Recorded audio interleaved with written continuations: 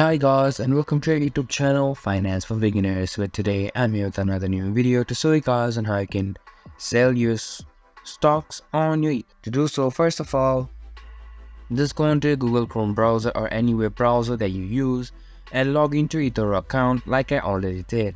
And after logging into your account, here you can see these four options of overview, stocks, crypto below the search box. From here, go on to the stocks option.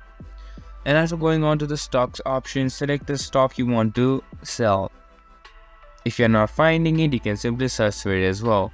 And here's the option for trade. And after clicking on trade, you can see that this pop-up will appear on your screen. And beside the buy option, there is a option for short as well. Here short also means sell.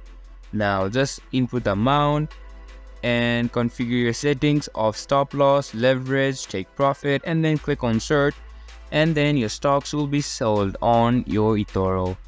This was for this video, and I hope you guys find our video helpful. If you do, make sure to leave a like, subscribe to our YouTube channel, and hit the bell notification. And don't forget to drop a comment for a review, and for more content like this, see you guys in our next video. Thank you for watching.